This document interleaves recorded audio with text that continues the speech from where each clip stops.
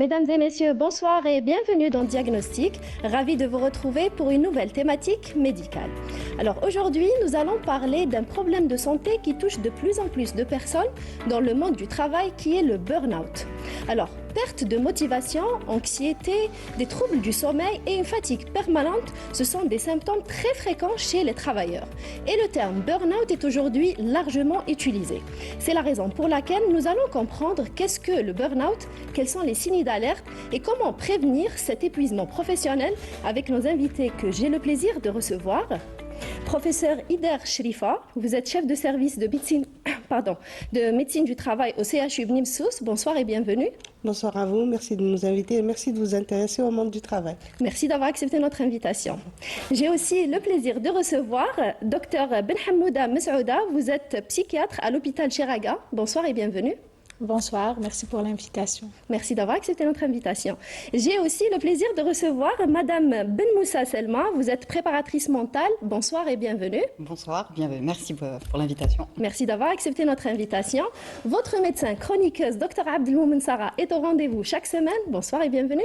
Bonsoir Dr Ouidet, bienvenue à nos invités. Le burn-out n'est pas toujours une fin de carrière. Pour certains, ça peut être un nouveau départ pour une nouvelle façon de travailler, plus équilibrée, plus respectueuse de soi et surtout plus durable. Je détaillerai tout cela durant ma chronique. Oui, et nous allons à la fin de notre émission répondre à quelques questions que vous nous avez laissées via les réseaux sociaux de Canal Algérie. Alors avant de rentrer dans le vif du sujet, je vous invite à suivre ce reportage réalisé par Lemia Boudbouda.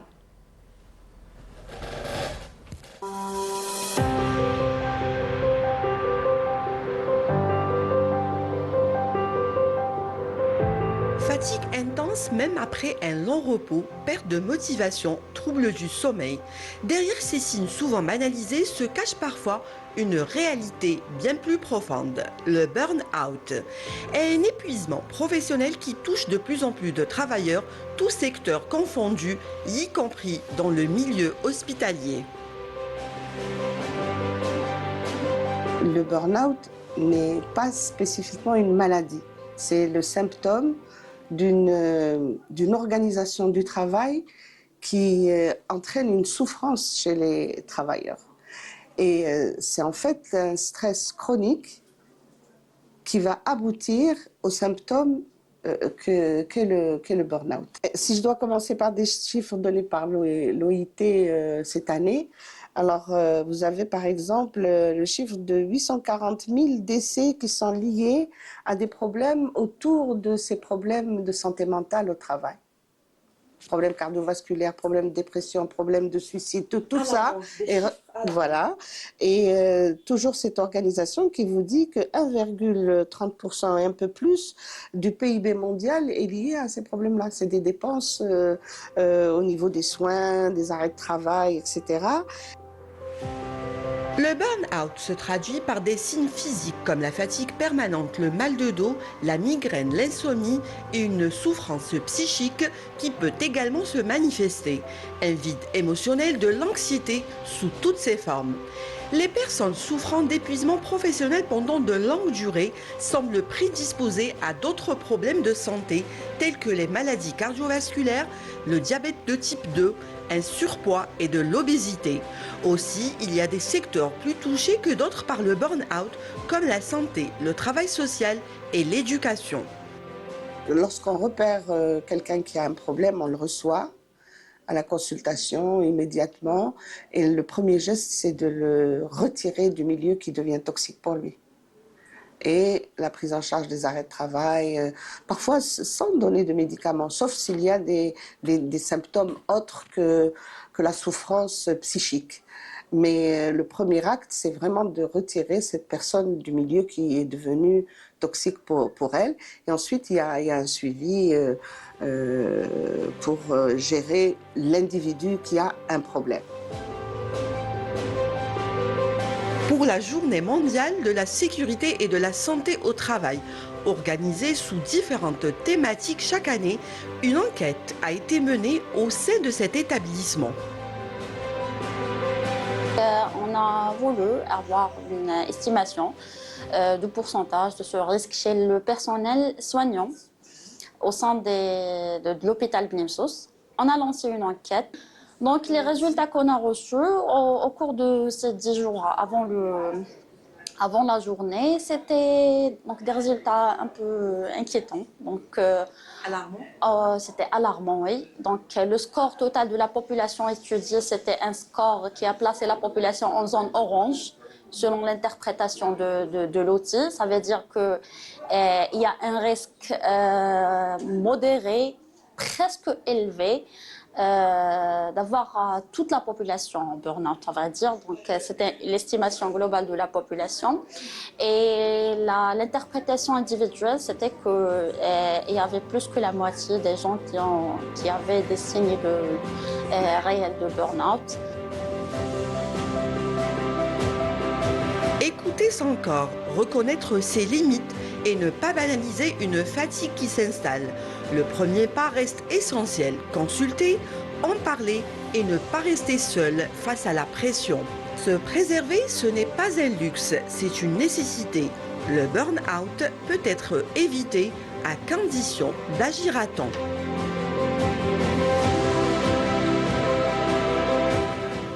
C'était un reportage signé Lamia Boudbouda sur le burn-out et comme vous l'avez vu sur le reportage ou dans le reportage, que les chiffres ou les statistiques sont alarmantes par rapport justement à ce problème de santé qui est une véritable souffrance psychologique qui touche plusieurs travailleurs est causée par plusieurs facteurs. Nous allons commencer par comprendre qu'est-ce que le burn-out avec vous, docteur Benhamouda. Donc, la définition d'un burn-out et comment le différencier d'un simple stress ou d'une fatigue passagère.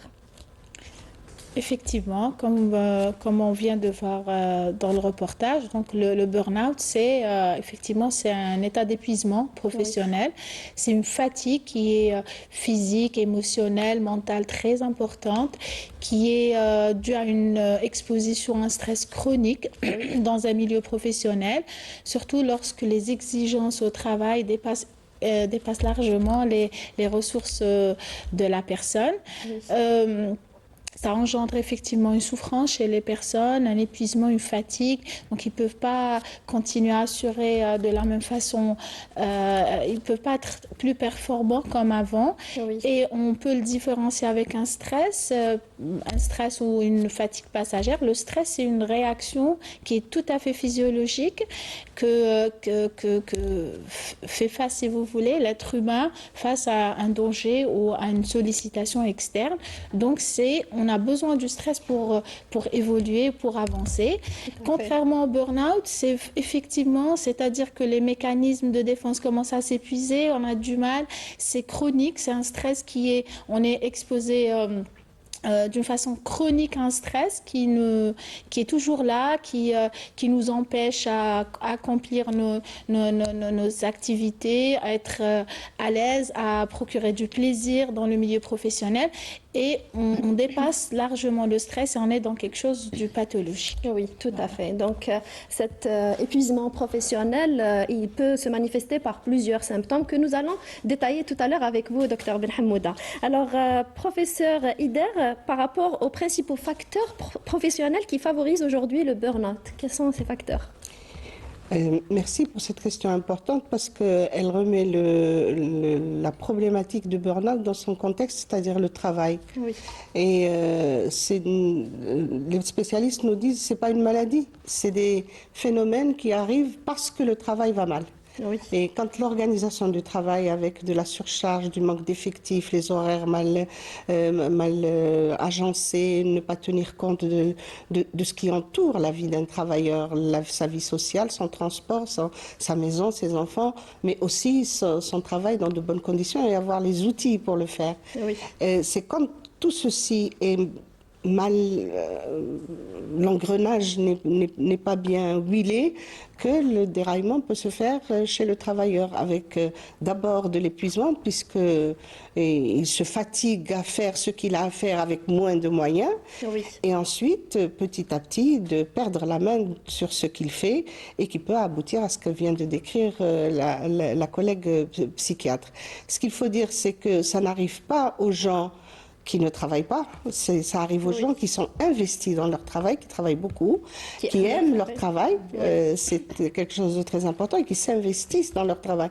Et c'est de les voir justement ne pas pouvoir les faire correctement qui va commencer à grignoter sur la partie émotionnelle psychique qui va s'effondrer et l'épuisement. D'ailleurs, les premières descriptions ont été faites dans le milieu médical. Chez des gens qui sont là pour faire des soins. Et quand ils n'ont pas suffisamment de moyens pour guérir et sortir leur passion de leur malheur, qui est la maladie, la douleur, la souffrance, voire la mort.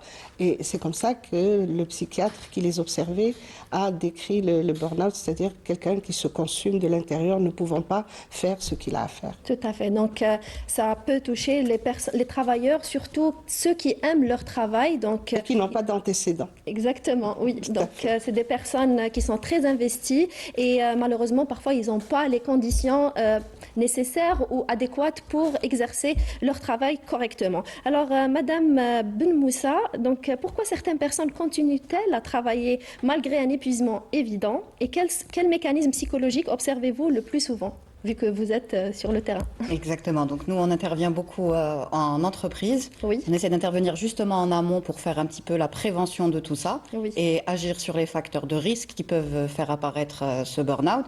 Parce que on entend souvent la phrase des personnes qui disent « Ah, je suis en burn-out en ce moment », alors que quand on est en burn-out, on est déjà un peu trop tard, on est déjà dans la phase où il faut engager des traitements, collaborer avec les psychiatres, etc. Nous, les psychologues aussi, nous on essaye d'intervenir un petit peu avant, en amont, notamment en formant surtout les managers, justement en leur apprenant à détecter les signes, parce qu'on a des signes annonciateurs avant le burn-out, qu'on ne mesure pas souvent, auxquels on n'accorde pas forcément beaucoup d'importance, et pourtant ils peuvent annoncer, on peut justement prendre en charge les personnes grâce à ces signes annonciateurs. Vous me demandiez pourquoi les gens continuent justement à travailler, parce que c'est les exigences de la société. On a d'ailleurs, c'est un cas qu'on retrouve beaucoup par exemple chez les hommes qui ont du mal à assumer ou à dire qu'ils sont en détresse ou à demander de l'aide. Donc en général, c'est eux qui vont continuer à travailler jusqu'à arriver au burn-out. Oui, tout à fait. Donc c'est des personnes qui n'arrivent pas à dire non, c'est ça? Beaucoup de personnes qui ne connaissent pas les limites. C'est ça, qui n'arrivent pas à dire non. Et moi, ce que j'aime, on sait que le stress, c'est quand même l'un des éléments les plus importants qui entrent en jeu bien sûr avec les conditions de travail, etc. Mais la définition du stress qui colle, je trouve, plutôt bien à la problématique du burn-out, c'est que c'est l'écart entre ce qu'on nous demande de faire et ce qu'on pense qu'on est capable de faire. Donc dès qu'on est dans cette zone-là, c'est là qu'on commence à stresser et qu'on entre dans le stress chronique dont parlait docteur. Tout à fait. Tout à fait. Alors justement, on a parlé du burn-out, la définition, donc qu'est-ce qui se passe au niveau, ou quels sont les facteurs professionnels qui le favorisent. On va aller regarder un petit peu ce qui se passe au niveau du cerveau ou du corps de la personne qui souffre de ce burn-out avec vous, docteur Abdelmoumen Sarah. Alors on entend souvent, tu es juste fatigué, il te faut un peu de repos. Le burn-out, ce n'est pas une fatigue toute simple, d'accord? C'est un épuisement, un état d'épuisement où le cerveau ne fonctionne pas correctement. Quand on est amené à avoir un stress permanent, quotidien, et on est obligé de le vivre au quotidien, c'est pas évident.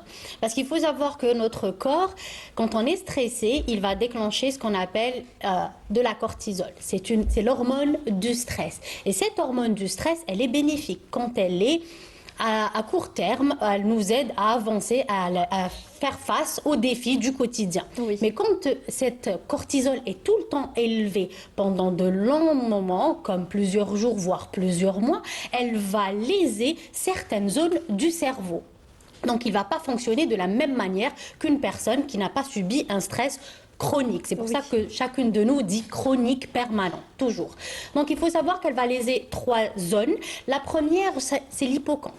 C'est quoi cette partie? Cette partie de votre cerveau, elle va gérer votre mémoire. C'est pour ça que les personnes en burn-out ont du mal à trouver leurs mots, ont du mal à conserver des informations récentes et perdent de la mémoire un peu. Ils sont tout le temps en retard, ils oublient le rendez-vous, ça aggrave leur cas. Oui. En deuxième partie, la deuxième zone, c'est le cortex préfrontal. C'est notre centre de concentration et prise de décision. Donc on a du mal à se concentrer, à prendre des décisions, faire des tâches toutes simples. Hein. Ils ont l'habitude de les faire quotidiennement. Au bout d'un moment, ils ont du mal à accomplir quelques plannings alors qu'ils jonglaient avec avant. Voilà, c'est la deuxième partie. La troisième, à l'inverse, elle n'est pas lésée, mais elle est surexploitée et elle travaille beaucoup plus. C'est l'amygdale, la zone qui gère nos émotions et la peur. Elle est surexposée. Donc, qu'est-ce qui se passe avec un taux de cortisol élevé permanent? Donc, la personne, elle va être plus anxieuse, plus irritable, plus hypersensible et ils ont même quelques crises de larmes sans aucune... Raison, voilà. Donc il va juste dire une phrase l'employé va dire une phrase à une personne qui est en burn-out. L'autre va le prendre normalement et la deuxième va fondre en larmes. C'est pas qu'elle est plus sensible, c'est juste que son cerveau, une partie du cerveau est lésée par un taux de cortisol trop élevé. Oui. Donc le burn-out, ce n'est pas une personne qui n'est pas motivée, comme l'a dit professeur. C'est beaucoup plus les personnes les plus investies qui tombent dans ça. Donc du coup, c'est pas un manque de motivation ou du fainéantisme, c'est juste des personnes qui viennent au quotidien, au travail, avec un cerveau qui est en mode survie. Oui. Donc c'est plus lourd pour eux. Donc il faut faire attention à ça et régler le problème d'emblée avant de tomber dans ça. Tout à fait. Donc merci Dr Abdelmoumen pour cette explication.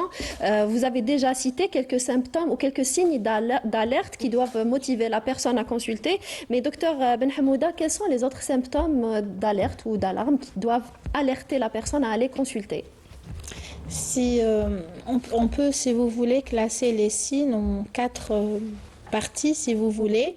Mais avant ça, on met, comme ils ont dit, comme a dit mes collègues, comme ils ont dit, c'est que dans le contexte du travail, c'est-à-dire oui, qu'on est dans un milieu de travail, c'est un stress continu. C'est des personnes, c'est des profils de personnes, effectivement, c'est des personnes qui sont très investies, qui ils pensent ne pas pouvoir bien faire, alors que, au contraire, ils ont très très bien fait, ils veulent bien faire, et justement, ils visent le perfectionnisme, c'est des personnes qui sont consciencieuses, et c'est pour ça qu'ils tombent justement dans le burn-out. Les grands symptômes, donc on a des symptômes qui sont physiques, qui apparaissent, donc on a la fatigue, on a... diminution de l'envie, on a du mal à se lever, on a du mal à aller au boulot, donc on peut avoir de l'insomnie, ça commence par de l'insomnie, donc on a aussi des signes qui sont émotionnels, donc une instabilité émotionnelle, donc parfois on est un peu triste, parfois on peut être très irritable, diminution donc des symptômes aussi qui sont cognitifs, donc diminution de la concentration, des troubles de mémoire de travail, on peut des difficultés de prendre des décisions, de prise de décision, donc aussi il y a des symptômes qui sont comportementaux, donc on commence à se retirer, à s'isoler de la société, ne pas vouloir rester avec les autres, éviter les collègues, ce qui emmène à l'absentéisme, ce qui emmène éviter la société, si vous voulez. Donc c'est les signes qui devraient un peu alerter les personnes, parce que pour les personnes qui présentent des burn-out, ils sont pas très conscients de leurs troubles, donc ils vont dire ça y est, je gère, je peux continuer, donc ils mettent du temps à se rendre compte et à consulter. Tout à fait. Et ça peut retentir sur la vie personnelle, cette vie professionnelle qui est vraiment altérée, donc ça peut aussi se retentir. Évidemment, c'est clair, c'est que l'être humain, c'est un être sociable par définition, donc il ne vit pas seul, donc il vit dans un milieu familial, dans un milieu professionnel. Déjà le problème, il commence déjà dans un milieu professionnel, donc les soucis déjà vont commencer à ce niveau-là, donc des conflits avec les collègues, avec la hiérarchie, les supérieurs et tout, et ça peut se retentir aussi sur son milieu familial, donc des conflits dans le couple, des conflits familiaux, le fait de s'isoler, de ne pas vouloir rester avec les autres, donc ça crée il y a éventuellement un retentissement social et professionnel. Tout à fait. Donc, c'est très important de reconnaître ces signes d'alerte, justement, pour consulter à temps et éviter les conséquences, notamment mentales et physiques, de cet épuisement professionnel. Alors, professeur Ider, par rapport aux professions ou les conditions de travail particulières à risque de burn-out, quelles sont ces professions? C'est démocratiquement partagé. Je crois que c'est quelque chose qu'on retrouve partout. Il suffit que l'organisation du travail soit en faillite pour que les gens soient devant la possibilité de développer un burn-out. Mais quand même, les professions chez lesquelles c'est le plus souvent décrit, c'est celles qui sont en contact avec du public, celles qui prennent soin des gens. C'est l'hôpital, c'est les affaires sociales, c'est les gens qui s'occupent d'autrui. Oui. C'est les premiers à être en difficulté, ou en tout cas chez lesquels ça a été décrit en premier. Mais aujourd'hui, on retrouve ça partout, puisque c'est quand l'organisation du travail fait en sorte que le stress devienne chronique parce que vous ne pouvez pas faire ce que vous avez à faire. Vous n'arrivez pas à faire votre travail.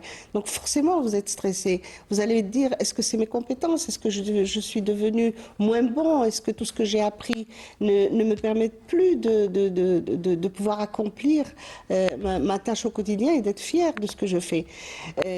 Quand vous vous retrouvez dans ce type d'impasse et qu'il n'y a pas de solution qui viennent de l'amélioration de ces situations par la prise de décision au niveau de l'entreprise, de l'employeur, et bien, du coup, vous allez voir ceux qui sont pas fragiles, mais ceux qui sont dépassés. Ils n'arrivent plus à lutter avec les ressources qu'ils ont contre ce qui leur est imposé dans le travail, et c'est ceux-là qui peuvent commencer à faire des symptômes.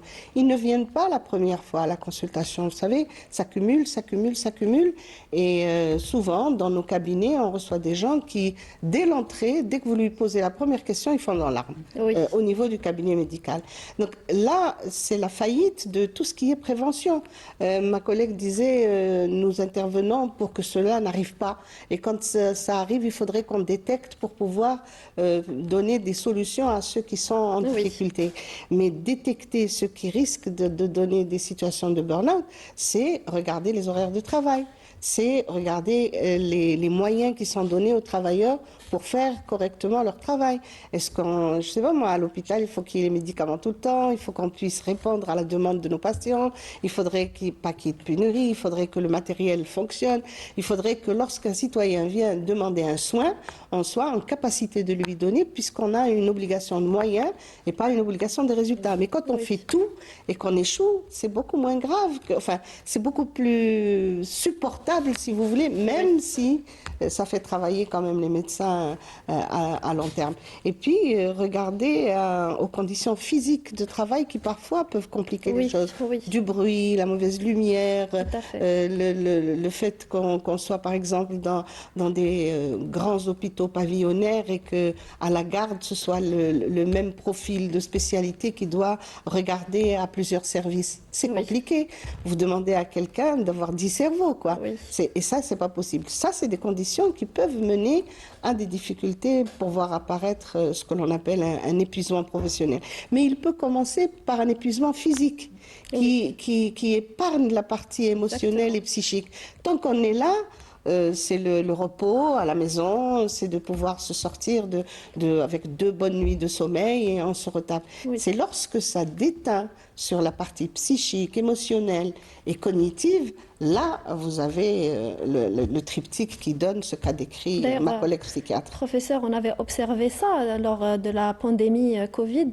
C'était vraiment, beaucoup de personnes se sont retrouvées en burn-out à cause justement de cette pression mentale et aussi fatigue physique. Tout à fait, mais aussi on a remarqué que les professionnels de la santé, malgré tout ça, pouvaient s'organiser entre eux pour pouvoir tenir le coup et faire ce qu'il y avait à faire malgré toutes les difficultés. C'est ça, c'est-à-dire que le travail, ils peuvent donner du plaisir quand on voit qu'on rend service dans nos métiers, par exemple, de médecin.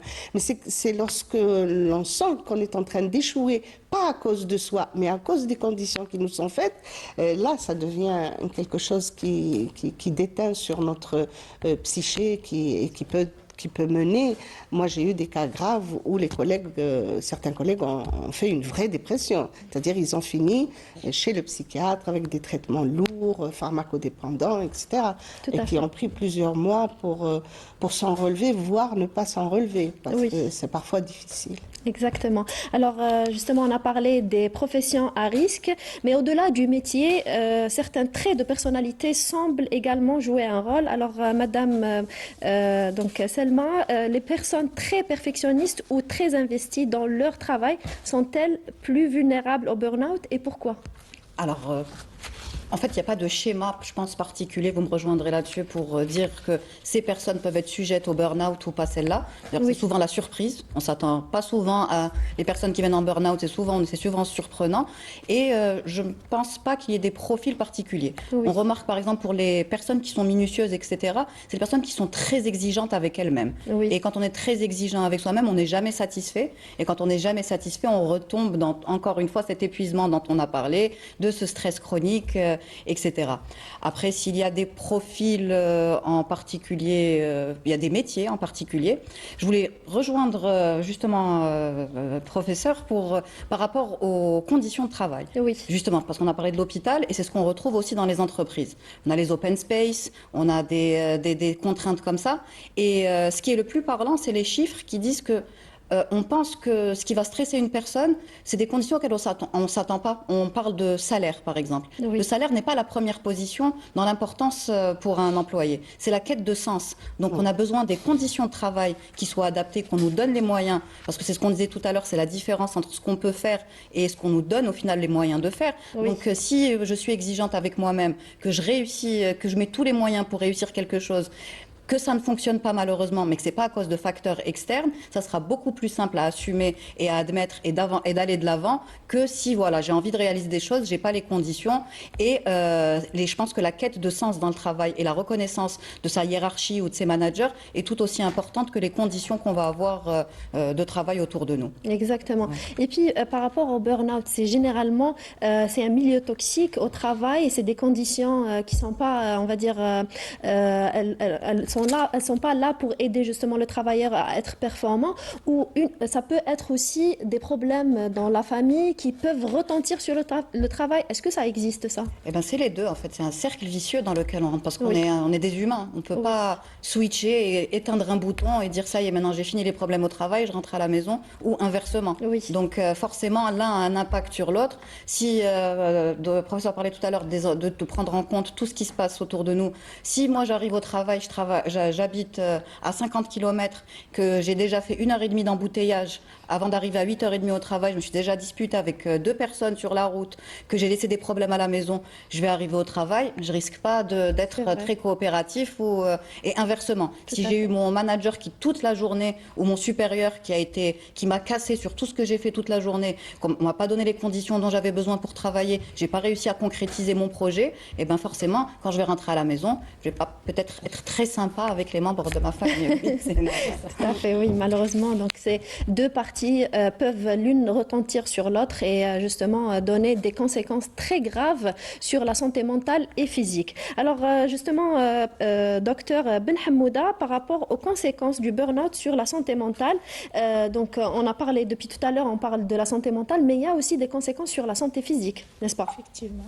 Tout à fait, je suis entièrement d'accord. C'est vrai qu'on a dit que le burn-out, comme c'est une fatigue physique, donc effectivement, les conséquences sur le corps vont apparaître. Donc, on a toutes les complications, si vous voulez, liées au stress chronique, les pathologies cardiovasculaires, donc effectivement, donc l'HTA, les complications cardiovasculaires, le diabète, le diabète type 2, voire type 1. L'obésité, le syndrome métabolique, certaines maladies auto-immunes, l'immunité qui est déclenchée complètement. Donc quand on est stressé, donc notre immunité baisse, donc on est sujette aux infections, donc et toutes les pathologies qui peuvent être liées à un système immunitaire qui est effondré. Il y a aussi des complications qui sont d'ordre mental, donc parce que la fatigue elle touche le corps, mais elle touche aussi le côté psychique et mentale, et on peut avoir donc la dépression qui est très fréquemment associées. C'est une complication très fréquente du burn-out. Donc la dépression, on peut avoir un trouble anxieux, donc des attaques de panique, des troubles d'anxiété généralisée. Donc on peut avoir aussi le recours aux drogues. Donc on peut avoir des complications liées à l'addiction. Donc pour avoir une sédation, diminution de l'anxiété, pour pouvoir dormir. Donc on commence à prendre des psychotropes. Donc et on va tomber dans l'addiction.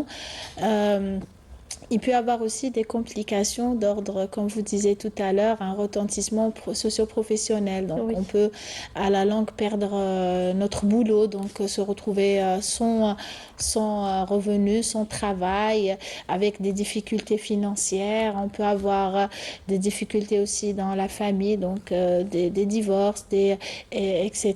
Donc, voilà ce que pourraient avoir donc être toutes les complications liées au burn-out. Oui, donc c'est des conséquences graves sur la santé physique et mentale. On a même observé des arrêts cardiaques donc, suite au burn-out. Donc tout le stress et cet épuisement lié à justement ces conditions de travail qui ne sont pas adéquates. Alors, professeur Ider, donc, à partir de quel moment estime-t-on qu'un salarié doit être mis en arrêt de travail et quel est le rôle du médecin du travail dans cette situation ?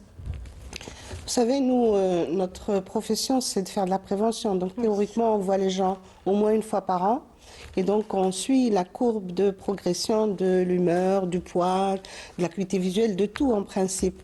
Et donc, on essaye d'intervenir le plus tôt possible pour qu'il n'y ait pas de problèmes de santé qui deviennent patents. Oui. Et lorsque ça arrive, évidemment, nous essayons de voir s'il y a un lien avec le travail, quel que soit le type de pathologie, parce que avoir un diabète ou un trouble musculo-squelettique, genre lombalgie ou cervicalgie ou scapulalgie ou n'importe, peut arriver chez n'importe quelle personne pour des tas de raisons. Mais ça peut arriver à cause des risques psychosociaux, ce qu'on appelle la violence, l'addiction, le burn-out, etc., qu'on retrouve au travail. Et du coup, le médecin du travail doit essayer de faire le lien entre le poste de travail, la situation de travail et ce qui arrive aux travailleurs. Ça, c'est assez particulier au médecin du travail. Et quand on le trouve, on met le doigt dessus, on essaie de le supprimer. Oui. Quand on ne peut pas, on retire le travailleur. C'est pour ça que, en discutant avec vous tout à l'heure, je vous ai dit on devrait peut-être inverser la réflexion au lieu de dire telle personne est apte à aller faire tel travail. C'est peut-être que notre regard devrait s'orienter vers ce travail est-il capable de recevoir un être humain avec ses problèmes, avec ses handicaps, avec toutes les difficultés qu'il peut avoir. Et nous avons vu des équipes dans des mêmes conditions. Lorsque le groupe fonctionne bien et qu'on s'entraide, qu'on arrive à travailler dans les mêmes conditions, vous avez ceux qui arrivent à travailler et à faire des choses vraiment excellentes et d'autres qui sont dans l'épuisement, le burn-out, la dépression, l'absentéisme, médical ou pas d'ailleurs. Et ça, c'est tout ce que peut l'être humain mettre, comme le disait tout à l'heure la collègue, le sens qu'il peut mettre dans ce qu'il fait, c'est-à-dire son travail. Tout à fait. Et prendre en charge ces gens-là, on est en relation avec les psychiatres quand c'est nécessaire. Oui. C'est très difficile pour nous de trouver le moment où il faut passer la main au psychiatre parce qu'on ne voudrait pas qu'un problème qui peut être réglé au travail devienne une problématique de pharmacodépendance, de traitement lourd, d'éloignement du monde du travail pendant longtemps, d'autant que très peu de temps après, les psychiatres nous disent il faut qu'ils reprennent le travail parce que le travail c'est la santé mentale aussi. Vous voyez, c'est tous ces équilibres qu'il faut qu'on maintienne pour que les gens puissent aller en souriant au travail. Et ça, c'est même écrit dans notre réglementation, la définition de la médecine du travail nous dit qu'il faut mettre les gens dans des conditions où ils peuvent être créatifs. Oui. Être créatif, ça veut dire se laisser à s'épanouir dans la qualité de son travail. Tout à fait. Donc, c'est pour ça que vous travaillez tous en collaboration. On essaye. Il y a même des organismes ou des sociétés qui ont des coachs comme vous ou des préparatrices mentales, Madame Ben Moussa, et aussi donc, des psychologues qui travaillent avec vous, les psychiatres aussi. Donc, justement, vous m'avez dit tout à l'heure que vous êtes dans la prévention. Voilà. Donc, quelle habitude simple peut-on mettre en place au quotidien pour prévenir le burn-out avant qu'il ne soit trop tard? Alors, il y a pas que... Il faut être exigeant avec son patron. C'est ça, être exigeant avec son patron. Voilà. Je pense et du coup, être exigeant avec son confort et son bien-être. Voilà. Oui. Ça veut dire qu'au lieu d'être exigeant forcément avec voilà, ce qu'on a comme prérogative, ce qu'on a comme ordre qui viennent et comme objectif à atteindre, on devrait aussi être exigeant avec son bien-être et sa santé. Et c'est pour ça que quand on intervient, par exemple, on encourage toujours à former la direction, les managers, parce que c'est à eux de détecter les signes avant-coureurs. Oui. On parlait tout à l'heure de symptômes physiques.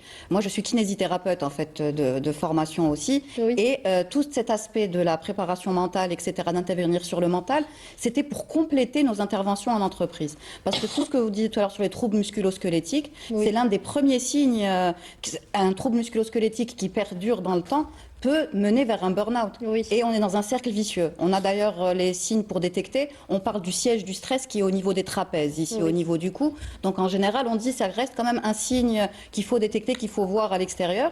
Et pareil, c'est des problématiques d'arrêt de travail jusqu'à quand on arrive à une hernie discale ou quand on arrive à des troubles musculo-squelettiques assez graves. On est obligé aussi d'avoir des arrêts de travail qui sont de longue durée. Et les arrêts de travail, on se désinsère du monde du travail. Ensuite, il y a les douleurs. Les douleurs, on tombe dans l'addiction aussi. Oui. Et ça fait un état mental qui est pas bien. L'état mental donne encore des douleurs et on entre dans un cercle vicieux où on a du mal à sortir. Tout à Donc c'est pour ça que nous, la prévention, on va expliquer aux gens. Je leur dis souvent quelque chose. Je raconte toujours une anecdote où on a intervenu, c'était pour des dames qui avaient justement beaucoup de charge mentale Oui. et à qui je disais oui, il faut aller faire du sport. Ils disaient oh, comme si j'avais le temps de faire du sport, je dois rentrer, je dois m'occuper de la famille, des enfants, etc. Je lui dis essaye pendant un mois. Elle m'a dit il y a une salle en bas de chez moi, je vais aller essayer. Elle est partie essayer et en fait on s'est revus quelques temps après. Elle me disait c'est ma famille qui me donne mon sac de sport maintenant et qui me disent vas-y Oui. parce que je suis de meilleure humeur. Ce que je faisais en me plaignant tout le temps, je le fais rapidement et c'est une question d'organisation. Donc en général, je leur dis vous avez tous un planning en entreprise, Oui. vous avez tous un agenda avec vos meetings. Vous dégagez 1 heure pour votre santé.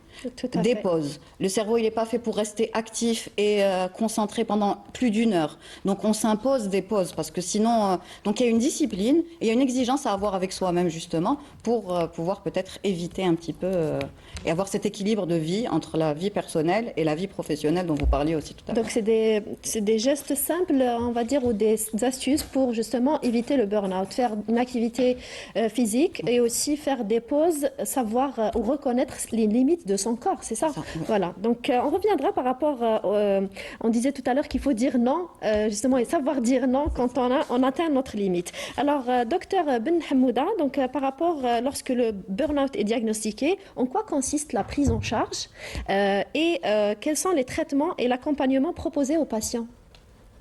C'est vrai, comme disait le professeur Edir, les patients qui souffrent de burn-out, ils sont généralement traités au niveau de médecine de travail, c'est-à-dire on ne les voit pas vraiment en psychiatrie, c'est-à-dire on les reçoit dans le cas des complications, donc quand il y a une dépression grave, quand il y a un trouble lié à l'usage, mais la prise en charge essentiellement, on dit puisqu'il y a une atteinte mentale et tout ça, elle est biopsychosociale, sauf que le traitement biologique, il n'est pas vraiment très utile dans un premier temps, c'est-à-dire il n'est pas en première intention, c'est vraiment très en cas de nécessité de troubles de sommeil très très très important, on peut donner des hypnotiques ou des tranquillisants de courte durée, mais la prise en charge essentielle elle est psychologique, donc c'est des psychothérapies, donc on vise les techniques de respiration, donc on essaye d'apprendre à ces personnes de se relaxer, donc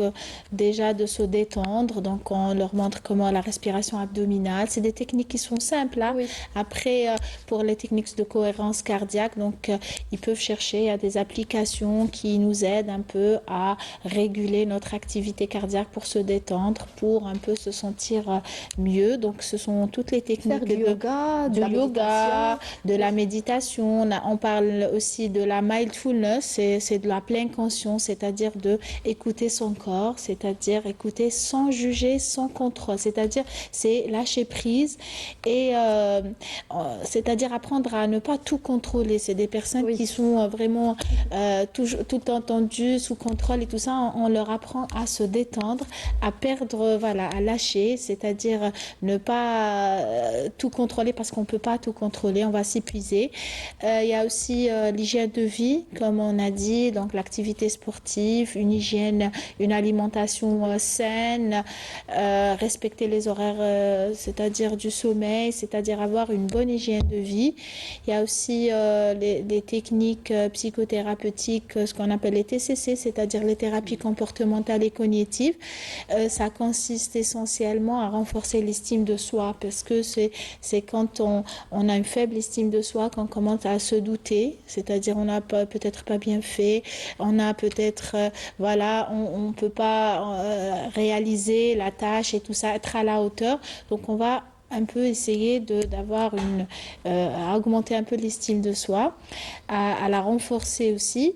Et il y a aussi les thérapies cognitives, c'est un peu la restructuration cognitive, on a des idées automatiques. C'est-à-dire, je suis incapable, je suis inutile, je ne pourrai jamais être à la hauteur. Donc, ces pensées-là qu'il faut retravailler pour un peu revoir notre fonctionnement et notre façon de faire. Donc, c'est toutes ces techniques psychothérapeutiques qu'il faut travailler avec les patients. Il y a aussi le volet social qui est important, c'est-à-dire... j'ai oublié un point très important. Voilà. J'ai oublié le point le plus essentiel qui est l'arrêt de travail. C'est-à-dire qu'il faut un repos. C'est-à-dire ça c'est un point primordial. C'est-à-dire il faut commencer par. Tout à fait. Il faut l'extraire. Il faut extraire déjà la personne de son milieu anxiogène. C'est-à-dire pour permettre de faire tout ce qu'on vient de dire. Donc il faut l'extraire d'abord de son milieu anxiogène. Donc il faut commencer par un arrêt de travail pour permettre de faire tout le travail psychothérapeutique et l'accompagnement. Aussi pour le travail, le côté social qui consiste en effectivement, il faut maintenir une activité professionnelle. On ne peut pas vivre sans avoir un boulot et tout ça, mais le faire très progressivement avec tout l'accompagnement nécessaire et tout l'aide qu'on peut donner, avec aussi aller vers les activités plaisantes qui font plaisir à la personne, donc sport, donc toutes les activités qui peuvent donner du plaisir. Tout à fait. Donc aider la personne à souffler un petit peu. À se sentir bien, à se détendre, à avoir du plaisir dans la vie. Tout à fait. Donc entretenir cette sensation de bien-être avec des activités et aussi un mode de vie ou une bonne hygiène de vie. Voilà. Donc professeur Ider, donc docteur Ben Hamouda a parlé de l'arrêt de travail et puis par la suite réinsertion donc dans ce monde de travail d'une manière progressive. Donc comment préparer le retour au travail après un burn-out? C'est bien là toute la difficulté, même quand on essaye de prendre en charge la problématique telle qu'elle vient d'être dite pour un individu. On n'a pas réglé le problème du groupe, on n'a pas réglé le problème du travail, on n'a pas réglé le problème d'organisation, et c'est sur ça qu'il faut tabler. Donc si on doit remettre dans le même milieu une personne à qui on a conseillé tout ce que vient de dire ma consoeur, et au bout de quelques temps, on va refaire le même chemin. C'est quand même dramatique. Donc c'est des rechutes. Et oui. Oui. Les mêmes conditions entraînent les mêmes effets, quoi. Oui. Vous pouvez pas demander à quelqu'un d'être épanoui, d'adorer son travail et lui mettre un chef qui est moins bien formé que lui, qui a moins de diplômes que lui, qui vient l'embêter tous les matins et il sait même pas de quoi il est en train de travailler. Vous voyez la situation que je vais dire.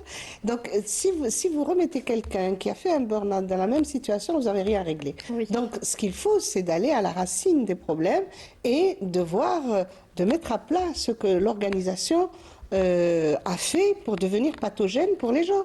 Oui. Et de mettre le doigt sur ces dysfonctionnements et de leur trouver des solutions. Si c'est un problème d'horaire de travail, étudions-les. Imaginez par exemple que dans le secteur de l'éducation ou dans le secteur de la santé, nous sommes 90% de femmes. Pourquoi les horaires de travail ne sont pas gérés en fonction de nous? Je pose la question.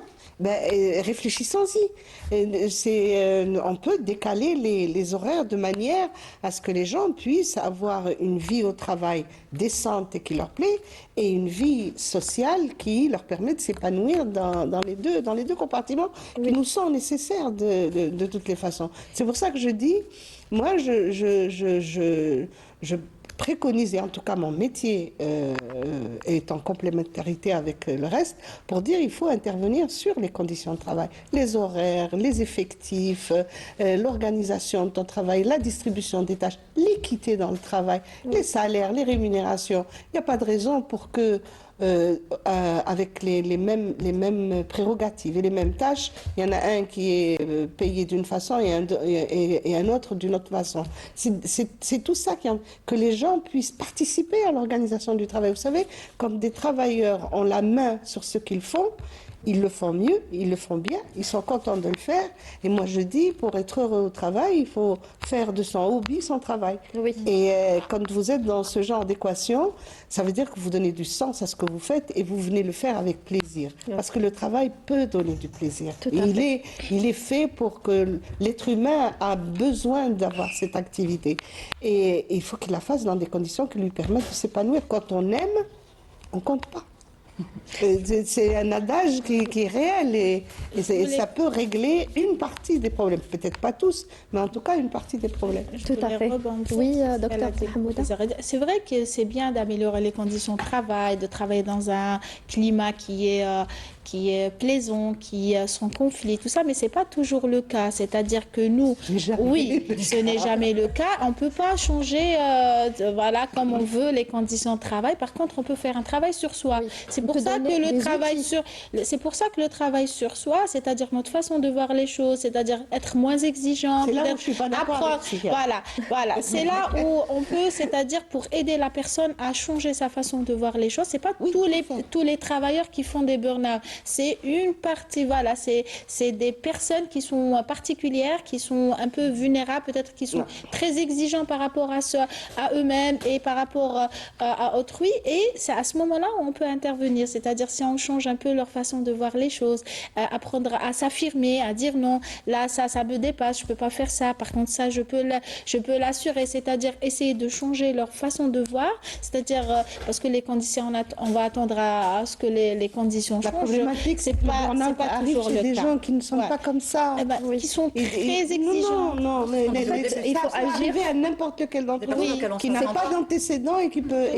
Par contre, c'est vrai, ceux qui arrivent jusqu'à la dépression, vous pouvez me dire qu'ils ont peut-être un peu plus de fragilité parce qu'ils n'ont pas eu la possibilité de pouvoir rebondir. Oui. Mais ceux qui restent vraiment dans les cases de ce que l'on appelle le burn-out aujourd'hui, qui est lié aux conditions de travail, aux situations de travail et à l'organisation pathogène du travail, ce n'est pas un problème individuel.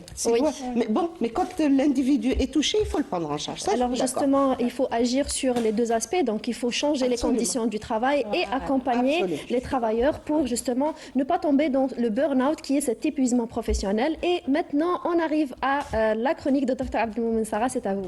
Avec plaisir. Alors, quand on entend burn-out, on se dit que c'est une carrière brisée, une personne qui ne va plus être comme avant.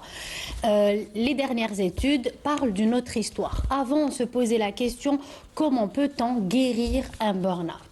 Les dernières études sont plus optimistes et plus encourageantes. On se dit, comment peut-on sortir d'un burn-out plus fort? Voilà. Donc, bonne nouvelle, oui, on peut sortir d'un burn-out plus fort parce que les dernières études sont vraiment valorisantes et la réparation cérébrale, j'avais parlé tout à l'heure du cerveau, qu'est-ce qui se passe pendant un burn-out, il faut savoir qu'il se répare très rapidement et avec certaines prises en charge adapté. Donc il faut savoir que notre cerveau, grâce à ce qu'on appelle la neuroplasticité, va pouvoir reprendre et agir comme on était avant, voire mieux. Donc il faut savoir que cette neuroplasticité, il suffit d'extraire, comme on l'a dit, du milieu toxique et avec une prise en charge globale et encadré avec des professionnels formés pour ça, la personne pourra revenir mieux qu'elle était avant. Donc l'objectif, les recherches, qu'est-ce qu'elles ont prouvé? Que le repos à lui seul ne suffit pas. Il faut que ça soit vraiment une prise en charge globale, psychologue, psychiatre, médecine du travail avec les arrêts de travail, mais la réinsertion, c'est l'objectif. Et ils ont découvert que quand on réintroduisait la personne dans son environnement, le même milieu, comme l'a dit le professeur, les résultats n'étaient pas très valorisants. La reprise n'était pas durable. Oui. Nous, l'objectif, c'est une reprise durable. Et pour ça, il faut savoir que la personne est la mieux placée pour choisir. Parce que quand ils vont revenir avec une réparation en quelque sorte, les troubles cognitifs qui ont été apparaissent vont diminuer dès qu'on extrait la personne et elle a une bonne prise en charge. Qu'est-ce qui va se passer? Cette personne posera plus de limites, elle va se connaître de plus en plus, et en plus le choix de son prochain travail sera en accord avec ses valeurs. Et en étant dans un travail en accord avec nos valeurs, on se sent utile, même si elle va gagner moins qu'elle ne gagnait avant. Mais si elle a sa mission de vie dans ce travail, elle va se sentir épanouie. Et là, il y aura l'équilibre entre vie professionnelle et vie personnelle. Et c'est la base. Donc l'objectif, ce n'est pas de reprendre son travail comme on était avant le burn-out. L'objectif, c'est de revenir autrement. Autrement comment? Avec une meilleure conscience de soi, une meilleure connaissance de ses désirs, de ses limites, et surtout avec la conscience de prendre soin de sa santé.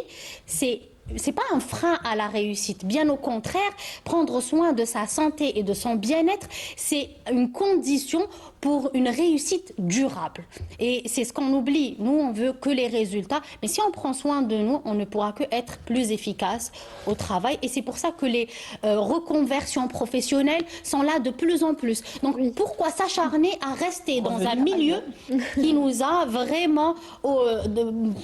il a fait sortir la pire version de vous. Oui. Il vaut mieux travailler sur ça. Et cette période de burn-out, généralement, c'est la prise de conscience. Parce qu'ils vont voir des psychiatres, ils vont gérer les traumas, même anciens. Oui. Donc, du coup, la reprise ne pourra que être meilleure. Donc, c'était le message d'espoir de Dr Abdelmoumene Sarah, c'est qu'après un burn-out, c'est pas la fin du monde, ça peut être un moment de reprise en force, justement, par rapport à votre vie professionnelle.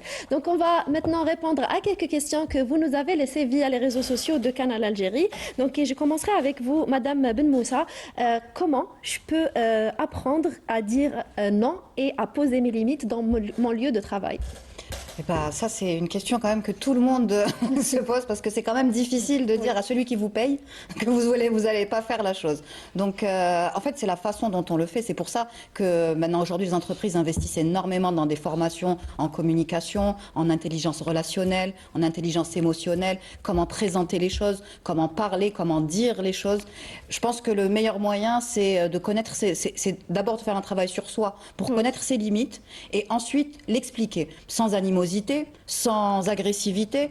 Ça sert à rien si quelqu'un vous dit de faire quelque chose. On peut très bien expliquer, voilà, je te présente mon planning, voilà tout ce que j'ai à faire, et donner des délais réalistes. Oui. C'est-à-dire que quelqu'un vous demande aujourd'hui de faire un rapport pour 17 heures, je peux très bien aller voir mon manager et lui dire très calmement, j'ai déjà 2 rapports à faire, je pourrais te le donner dans 3 jours.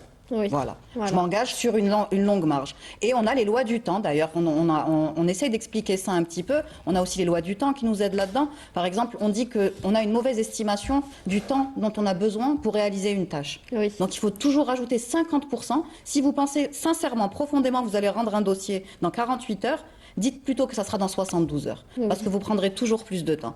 Et pareil, après c'est une question organisationnelle. On apprend aussi à gérer ses tâches, à gérer ses priorités. Et il y a une bonne nouvelle par contre, parce qu'on parle de tout ça, etc.